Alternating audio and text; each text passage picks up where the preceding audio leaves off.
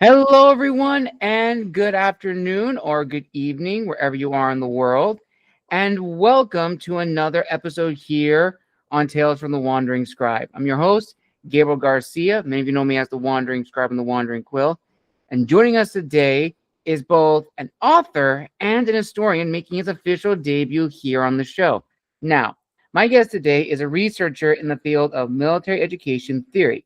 He has been closely studying and advancing improved theories of military leader development for over a decade. And his goal is to clarify the definitions, concepts, and applications of self development, self directed learning to improve the leadership abilities of modern warfighters. And in this interview, viewers and listeners, we'll be talking about my guest today's book, which has been blowing up on LinkedIn. And that is, of course, Marching with Spartans. And I'm so excited to dive into the history of this book and the research that went into it. So without further ado, let's give a huge round of applause to our guest today, Mr. Dr. Franklin Anise. Dr. Anise, welcome to the show. Thank you. It's an honor to be here. Awesome, Dr. Anise. Again, I'm so excited to talk with you about your book, and I'm really intrigued to learn about this history that not a lot of people know about. So, as a little teaser of what people can expect of this interview, what can you tell us of a brief overview of your book and what it aims to achieve? So the book itself is a look at a period of American history and really a design of an educational system. It's about a remarkable man named Captain Holden Partridge that had a very forward-thinking view of how to build an educational model for the American Republic. And this man was incredibly influential. He was the first educational philosopher to suggest that physical fitness be built into schools. He was the first to propose the idea of land-grant colleges. He actually developed the concept of a field trip. So just an amazing man. His ability to march or walk long distances actually really inspired many of the hiking trails that we have in the country, like the Vermont Long Trail, which inspired the Appalachian Trail. And I stumbled across him, and really, I had no idea why this gentleman wasn't known as well as George Washington or other of the American founding fathers. And it was really about a man that the education community really didn't want to teach people how to fight or about the militia, because there's this kind of bias in education that if you don't teach people how to make war, then somehow all wars will stop. And then secondly, inside the military, he actually wanted to develop the militia and the ideas of the founding fathers. So if you're a professional soldier and you want high ranks and guaranteed paychecks, this isn't the man you'd want to advertise. So both the education system kind of downplayed his accomplishment in history, and then even inside the professional military, there was attempts to hide his theories because it threatened jobs. And as a result, he's not very well known in history today, although he should be a common household name. Fascinating. I'm really excited to learn more about this individual and the theories that he's developed. Before we get to that, let's talk a little bit more about you, Dr. Anise. So let's discuss your background. So from your bio, you specialize in military theories, leadership theories, and really diving into, what makes a leader and understanding the modern warfighter. I'm very curious. Were you always fascinated with history growing up, or did this passion come about later in life, a particular aha moment? So I can say I'm a veteran of the military. I'm a serving member, and with that, I can say nothing I say here is an official opinion of the Department of War or any of its components. But with that, kind of ever since I was growing up, my father and grandfathers were all soldiers. And it was kind of this idea that a soldier was kind of the warrior poet. So it was a gentleman that not only took up arms, but they were truly to kind of seek enlightenment or develop the mind. And that's led me into, several things. So as I was a soldier, I kind of just followed my interest in education myself. I really enjoyed teaching people. At one time, I was an emergency medical technician and then became an instructor in that field. And that kind of led me to the idea of getting an advanced degree or studying for a doctorate degree. And while I was doing that, I was a instructor in Army ROTC. And it really led me to the idea that the Army, even though we capture kind of some of the larger education theories from the civilian world, like Malcolm Knowles' theory of self-development, I had a very difficult time trying to explain to cadets how to go about the process of developing your own personal development or personal interests. So I've really focused in on that, and over the last decade, on how do you teach a soldier or anyone to become a lifelong learner. So what tools can you give to them? How do you support their education? How do you support building them as a scholar so that they can go out and basically develop themselves without the need of professors? And that's actually how I ran across Captain Alden Partridge was writing my dissertation.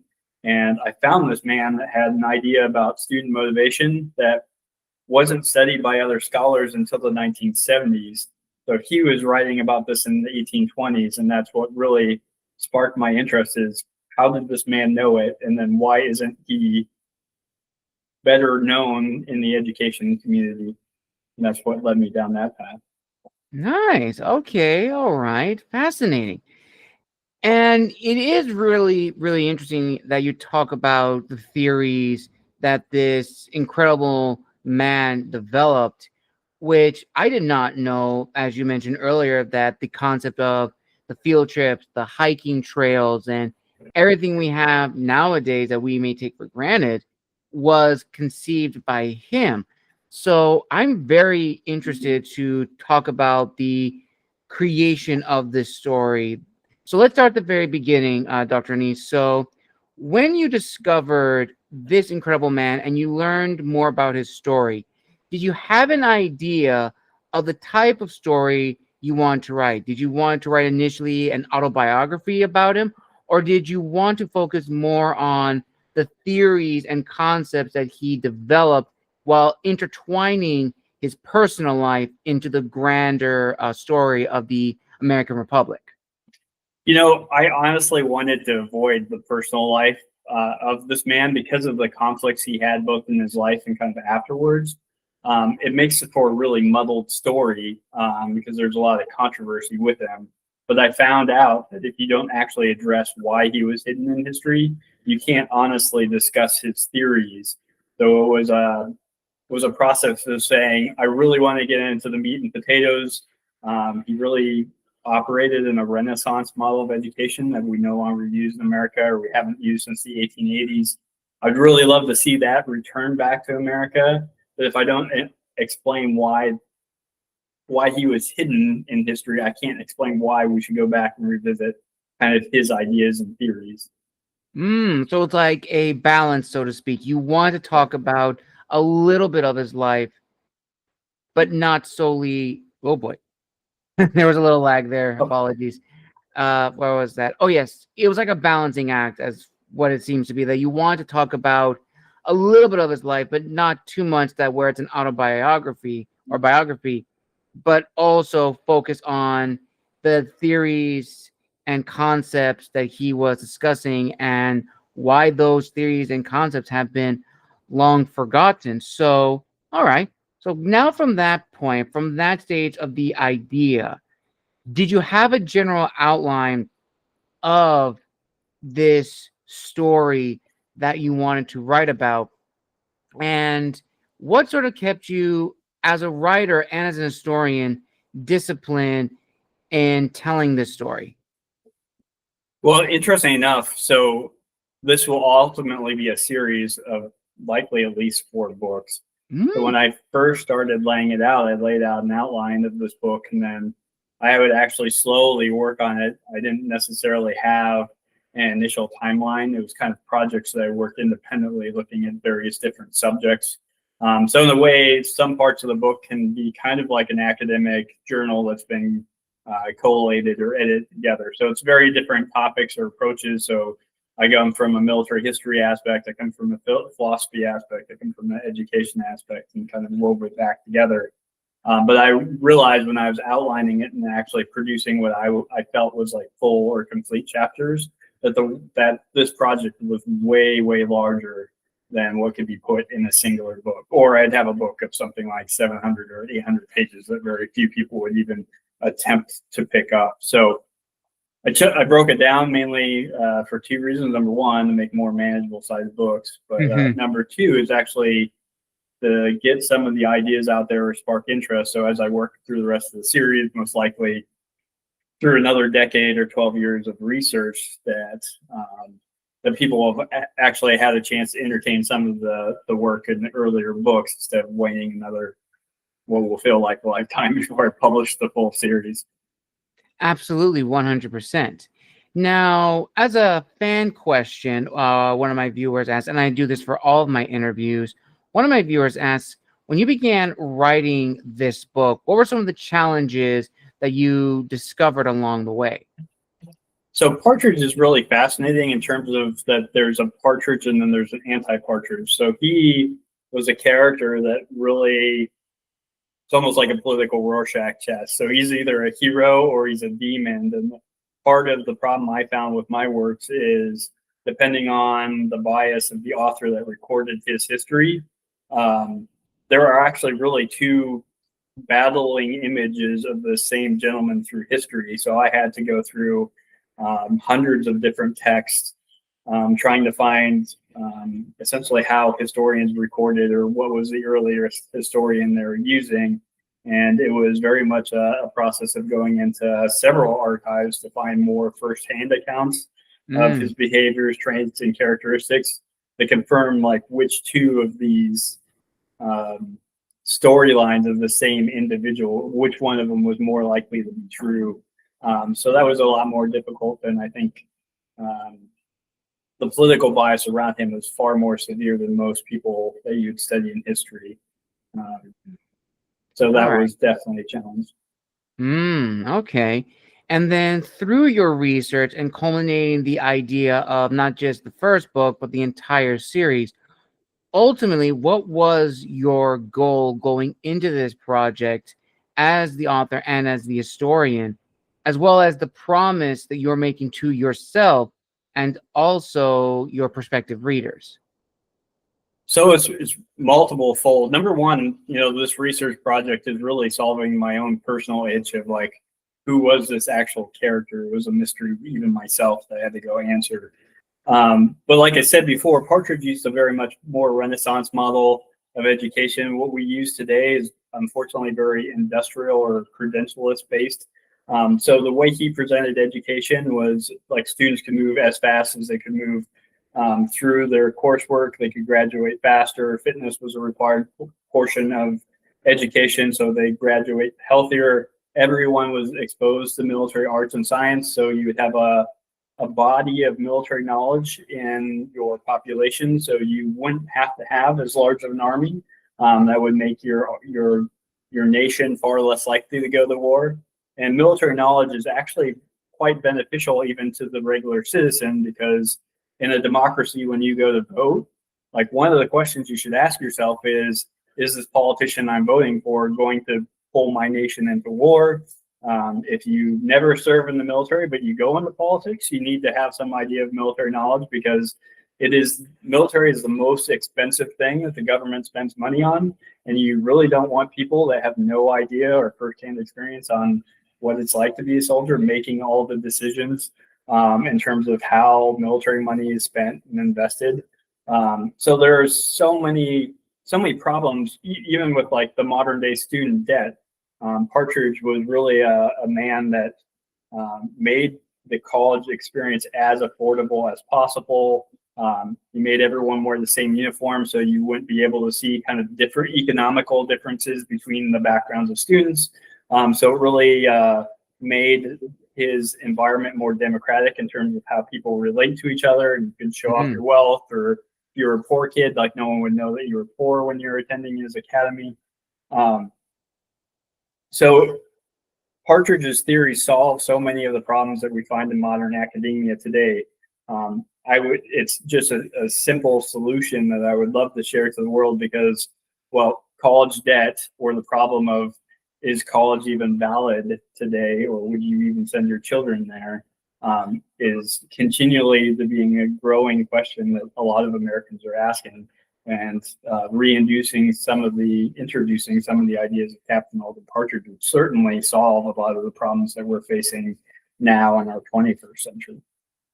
Fascinating. And this kind of goes to another fan question, which is, in your research, what would probably the most fascinating topic or theory that you've discovered that really made you do a double take of the past and the present? I had a chance to go up to Norwich University and go through their archive, and it was kind of a really fun experience because the last major author that wrote a book on Alden Partridge was Colonel Laster Webb, and that was done in the 60s. So the archivists there actually keep track of who visits the boxes or open up the boxes. So I was opening up boxes that hadn't been touched in 60 years. So like the secret knowledge of the past, I felt like, I had discovered some mysteriously, hidden library, even though it was sitting in the library that anyone could access. But in the documents there, I found old copies of what's called the Citizen Soldier newspaper. It used to be an old militia journal that was published between the 1830s up until just before the American Civil War. But we today think of like the active military component as driving the ideas of national defense, and then the reserve components really just following. But in these newspapers, I found articles from the 1840s suggesting ironclad warships. So it was like a generation before the technology was showing up on the battlefield. Just militiamen or just common citizens in New England were predicting what war would like or suggesting ways to improve the military. And, I ran across an article from Colonel Lightfoot Lee about how to set up, or General Lightfoot Lee, about how to set up an ambush. So it's like, here's a writing of a Revolutionary War general that was just amazing in the performance of his field. But here is a kind of explanation of how to do it, but it's just been locked in an archive and people haven't studied it. So it's like we have this tendency now to think that we're like the smartest of the generations, or we have so much more at our fingertips. So like we have to be so much smarter than our forefathers. But when you actually get into a lot of the research, and actually reading the ideas that people had, cutting edge ideas that, even though it's technology that's way antiquated by our standards, but how many people right now are actually talking about technologies that will take a life, like 25 years to come into play? So it's just remarkable to see that type of knowledge that we've forgotten how wise our forefathers were. Absolutely. I have to agree. It is really interesting, and the hubris behind it, believing that, that we are smarter than we have ever been, or we know so much. But if, as you said, Dr. Anise, if we really look at the past and really examine, certain aspects of it, we realize that these ideas, these concepts were put in place centuries ago. Yes, the technology of the time probably wasn't ready for the ideas, but still the ideas existed way before what we would deem as like the correct origins of a certain aspect of history. And that is very fascinating to me as a fellow historian, as a fellow author, this spreading the knowledge of history and demystifying and sometimes correcting forgotten aspects of history. So, as you were writing the story and as you were near the moment of publication, did you share your work with any other colleagues, whether friends or family? And what was their reaction like?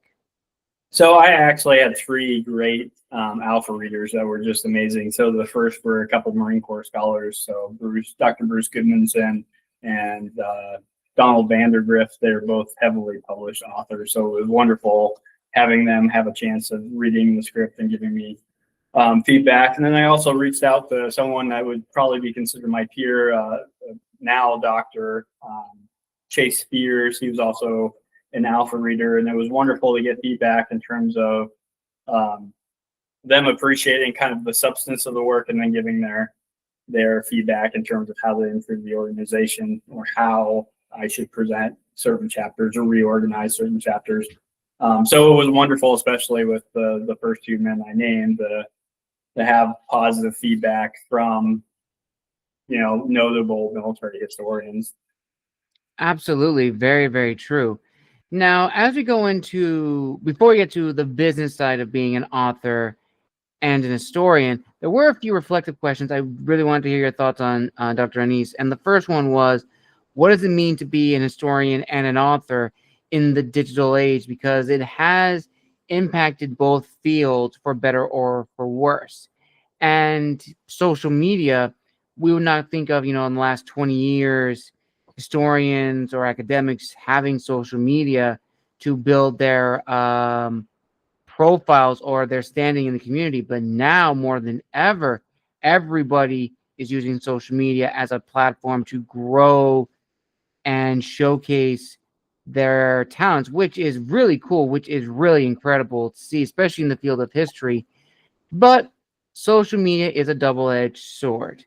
It can be both benefiting, but also very harmful and emotionally draining. It can also heighten our imposter syndrome on the author side.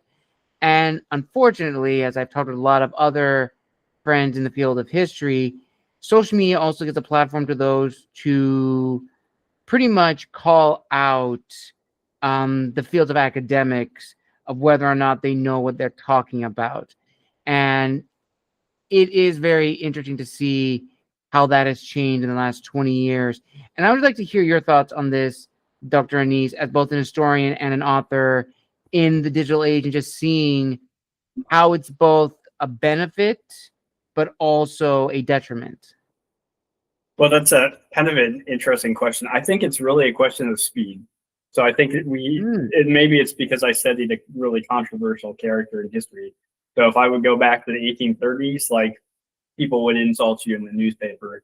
So it's not that no one's been, called out for having a bad idea, or someone calls you out for using a poor logical argument, or reverse, someone just calls you out and uses a poor logical argument against you. I think that's been kind of ever present in at least modern history, in terms of modern, as in the last few hundred years. Now, the speed of which those messages can come in, and the perception you receive it. So obviously, if I publish and then someone writes a newspaper article and I get one article that's negative, that took 2 weeks, and I get another article that took 4 weeks to publish, then, it's probably less intense than having people like dogpile you on the internet. And I think that emotionally, we tend to try to normalize our behavior. So if it only takes a few people on the internet to really harass you for you to start doubting kind of your ideas or your voice in the community, because we're just, we talked to an evolutionary psychologist in terms of, like, we were only supposed to live in small groups, in small clusters. So if you get 10 and 12 or 12 people kind of harassing you online, and biologically you're really only designed to know 300 people, that seems like a lot. But when you realize you're talking to an audience of, tens of millions or hundreds of thousands of people have seen your posts, it's really not that lot. It's a fraction of percentage of that negative feedback. So that's probably the best thing that we need to remember is, probably, if you feel like you're in the wrong or being dogpiled, before you kind of despair, you have to think about all the people that saw your post and chose not to respond. Either they agreed with it or they didn't find it offensive. So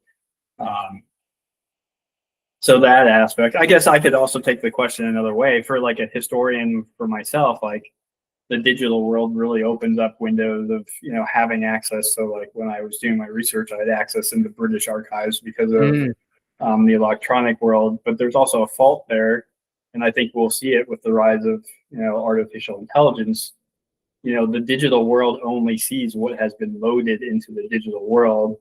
So as I was talking about going into archives and open up boxes that hadn't been viewed in 30 years, as we move forward as historians or writers, there's a huge trove of kind of knowledge or writing that's really hidden from the digital world. And if you were the archivist of Norwich University and no one ever looked in this box in 60 years, you're not going to prioritize that box to be scanned and put online for some archive or archivist or researcher that come try to find it digitally.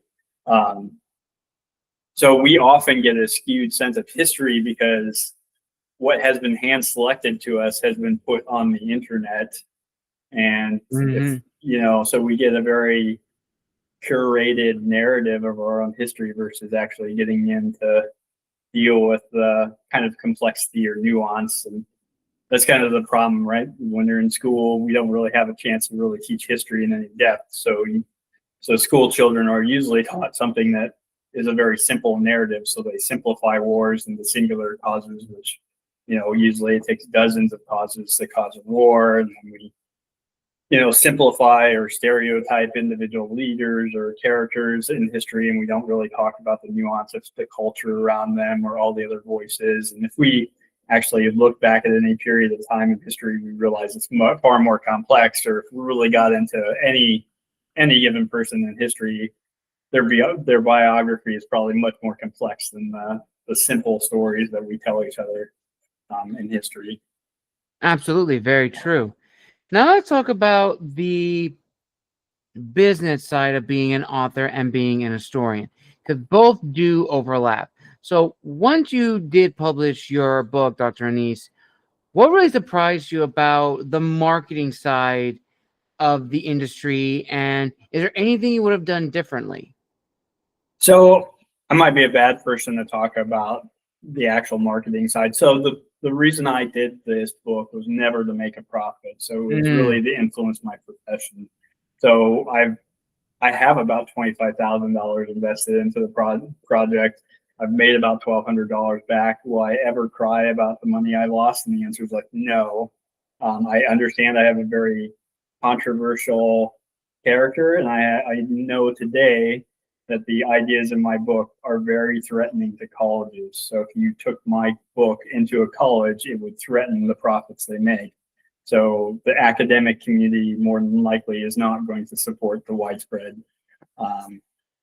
use of my book.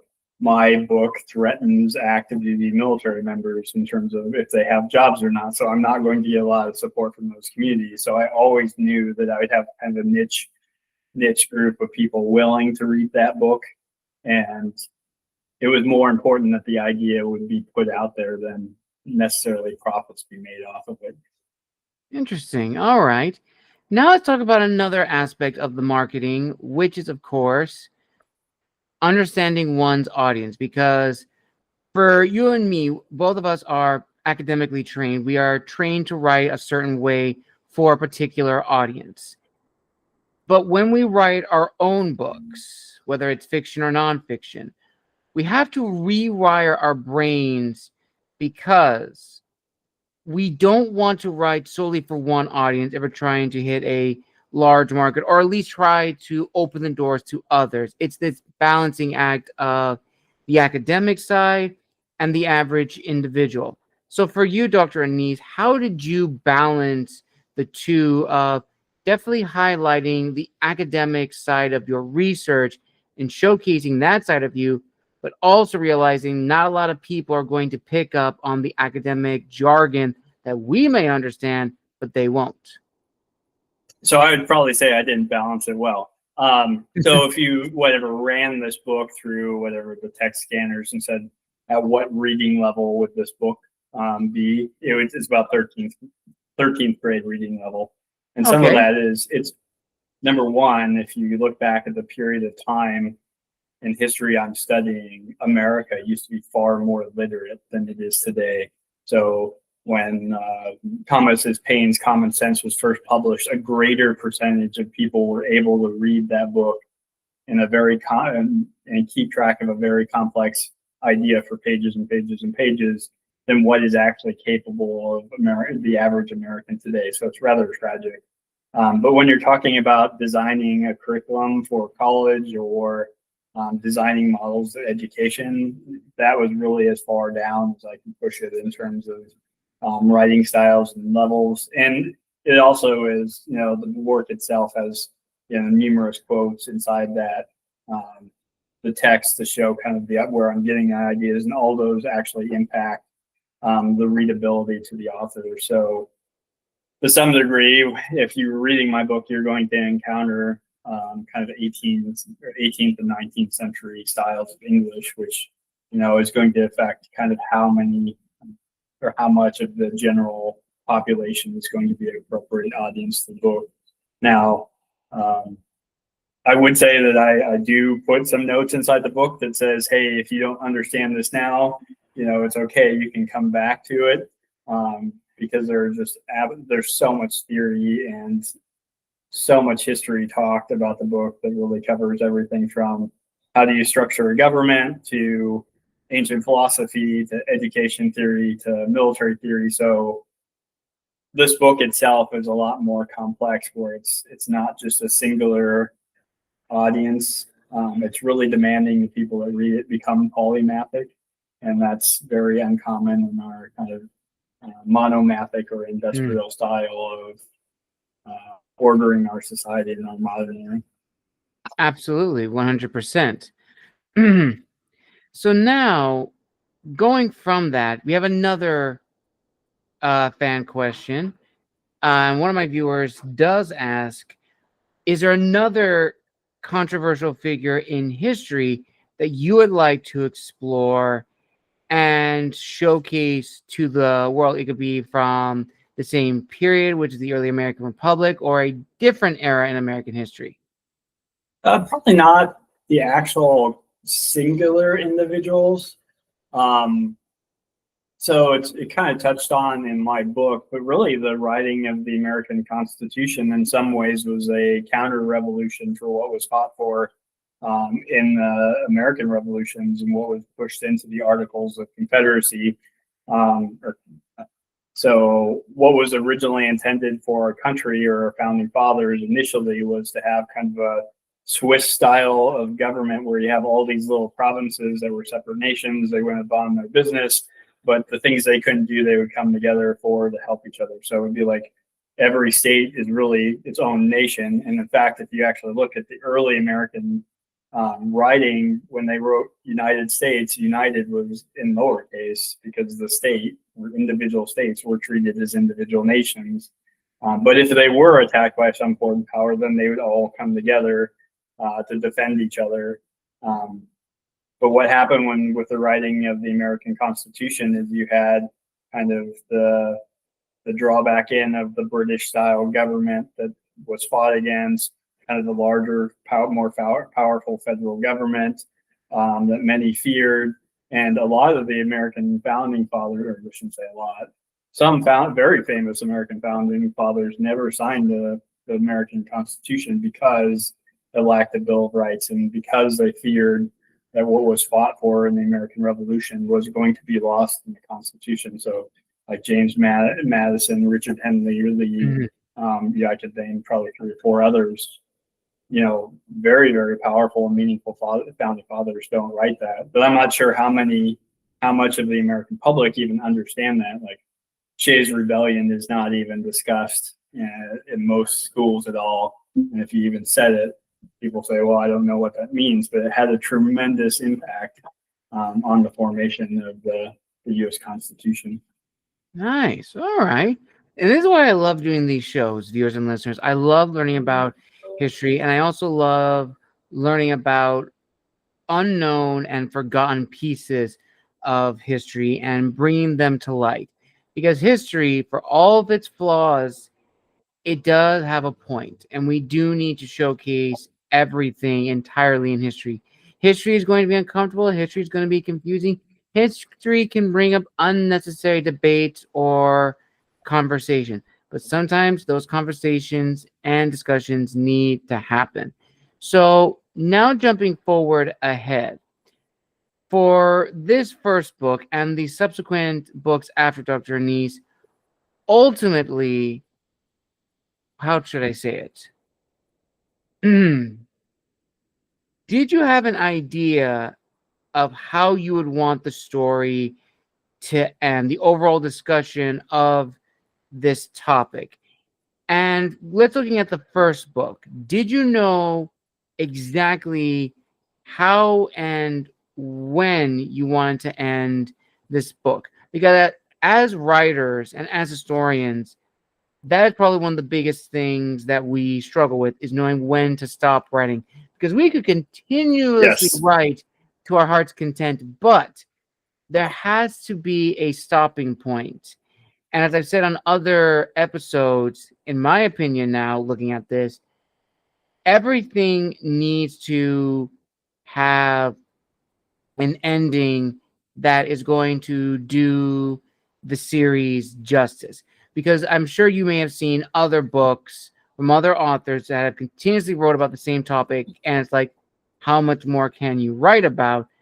And just continuously write and write, or constantly revise and re-edit it. It's the same story, but new information is getting brought in, which is good. But ultimately, the story has to end. And we as the authors need to know when to end it and how to give it justice. So I would like to hear your thoughts on that process when writing the first book, and if that's going to carry over into the next series of books.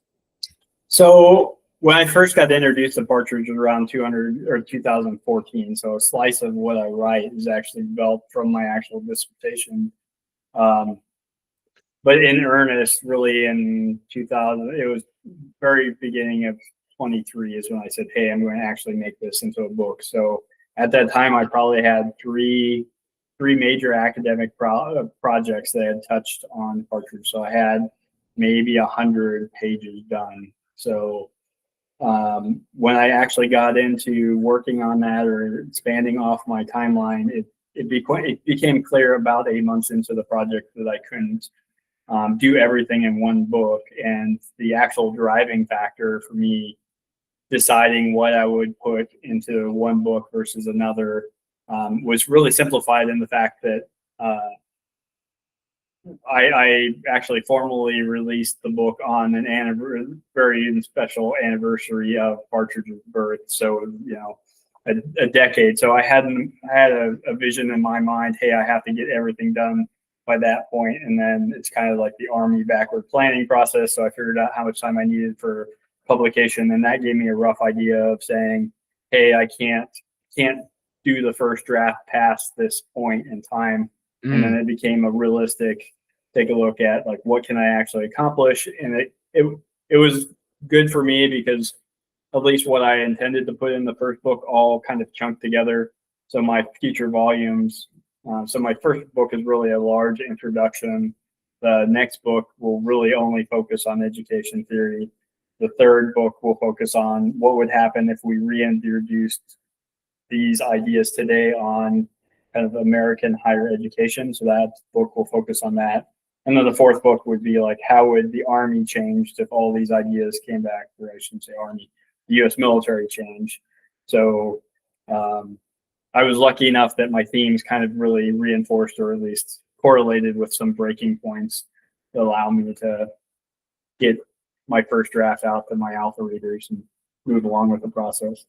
Absolutely. And on the topic of education, this one I'm really excited to hear your thoughts on, Dr. Anise, because I've shared it with a lot of other guests on the show, and I'll give some context to this question. And that is, as I'm sure you may have seen with students as well as fellow students that were in your class, for historians, there's only two paths presented to us. You either work in the academic world or you work in the federal government at a government position. Those are the only two paths. There is the middle path, which is, you know, the independent, but that's the very daunting path. And I definitely feel that of the many disciplines in university, humanities, liberal arts, and really honing it in the historian's world, there's not a lot of workshops dedicated to the practical aspects of what you can do with a degree in history. From my own experiences, I was in San Francisco State, and I had the opportunity to go to a workshop. And it was at that workshop that I realized I could combine my passion for history with my passion for writing and build upon that. And that's why I've been able to write a speculative fiction novel about what if Greece fell to the Persians in the Second Greco-Persian War, as well as writes many magazines, articles for independent publications in the UK and here in the States. So ultimately, Dr. Anise, I want to hear your thoughts on this question of whether or not workshops should be mandatory for the history field to better help students be ready for the workforce if they decide to not go into either of the two established paths. Well, yeah. So if you're asking my opinion, and you'll read it in the book, I would say number one, education should make polymaths. So history is very, very important for the students, but like there has to be some type of practical application or other functional skills that a student brings to mind. But I think it's also like how we talk about historians should be a lot more broader, because any true liberal degree, if it actually does what the original intent of a liberal degree is it teaches you how to think. So if it was actually performing that function and valued for that function in society, you should be able to have an open enough mind and at least some training that you could start your own business, and you don't necessarily have to go be a historian. It was just the learning of historian. It was good for you to expand your mind and your capability as a human. But with that in mind, yeah, in terms of like looking for jobs specific in history, yes, definitely very challenging. Although I can say if you ever studied kind of American culture versus other culture, we have more museums in America that are privately funded than any other place in the world. So there are opportunities out there.